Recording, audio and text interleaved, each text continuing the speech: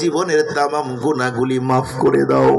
আয় আল্লাহ, যাদের সন্তানগুলি অবাধ্য তাদের সন্তানদেরকে বাধ্য বানায় দাও, যাদের স্ত্রী অবাধ্য তাদের স্ত্রীদেরকে বাধ্য বানায় দাও। আল্লাহ, যাদের ছেলে হয় না ছেলে দাও, যাদের মেয়ে নেই তাদের মেয়ে দান করে দাও। রব্বুল আলামিন, যারা চাকরি করে চাকরিতে বরকত দিয়ে দাও, যারা ব্যবসা করে তাদের ব্যবসায় তুমি বরকত দিয়ে দাও। আল্লাহ, যারা কৃষক তাদের ফসলে তুমি আয় আল্লাহ তাদের ক্ষেত খামারে বরকত দিয়ে দাও। রব্বুল আলামিন, এখানে এমন মানুষ হাত উঠায় নাই যেই লোকের আপনজন কবরের মধ্যে শায়িত নাই। অনেকে নিজের হাত দিয়ে কলিজার টুকরা মা আর বাবাকে সন্তানকে কবরে রেখে আসছে। আমাদের আপনজনের কবর তুমি জান্নাতের বাগান বানায় দাও। রব্বুল আলামিন, আল্লাহ, বিশ্ব নবী বলছে মায়ের মুখের দিকে তাকাইলে কবুল হজের সওয়াব পাওয়া যায়। যেই মায়ের মুখের দিকে তাকাইলে কবুল হজের সওয়াব পাওয়া যায় গো আল্লাহ, ওই মায়ের মুখের উপরে মন কেমন মাটি চাপা দিয়ে মাকে কবরস্থ করে আসলাম, জানি না মা কবরে কোন অবস্থায় আছে।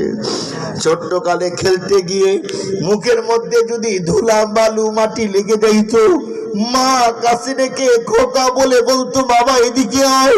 মা নিজের নতুন কাপড় দিয়ে আমাদের মুখের মাটিগুলি মুছে দিয়েছে গো আল্লাহ। যেই মা আদর করে মুখের মাটি মুছে দিল, ওই মায়ের মুখের উপরে আমরা মন কেমন মাটি চাপা দিয়ে দিলাম। আল্লাহ, যাদের আব্বা আম্মা বেঁচে আছে সুস্থতার সাথে নেক হায়াত বাড়ায় দাও। আল্লাহ, আমার আব্বা আর আম্মাকে সুস্থতার সাথে নেক হায়াত বাড়ায় দাও। রব্বুল আলামিন, তোমার কুদরতের পা জোড়ায় ধরে কই, এখানে আয় আল্লাহ যারা হাত তুলছে, আয় আল্লাহ আমরা প্রত্যেকেই তোমার কাছে অপরাধী। আমাদের জীবনের তামাম গুনাহ মাফ করে দাও। আয় আল্লাহ, যার যেই পরিমাণ গুনাহ আছে তামাম গুনাহগুলি তুমি মাফ করে দাও আল্লাহ। আয় আল্লাহ, এলাকার মুরব্বীদের কবুল করে নাও। আয় আল্লাহ, এলাকার কলিজার টুকরা যুবকদের কবুল করে নাও।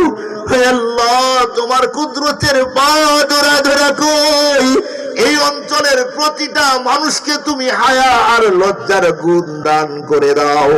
রব্বুল আলামিন, তোমার কুদরতের পা জোড়ায় ধরে কই, আল্লাহ কত জায়গায় শুনলাম হে আল্লাহ মাইয়াতকে কবরে রাখছে, কবরের মধ্যে হতে সাপ আর বিচ্ছু বাইর হইল। আল্লাহ,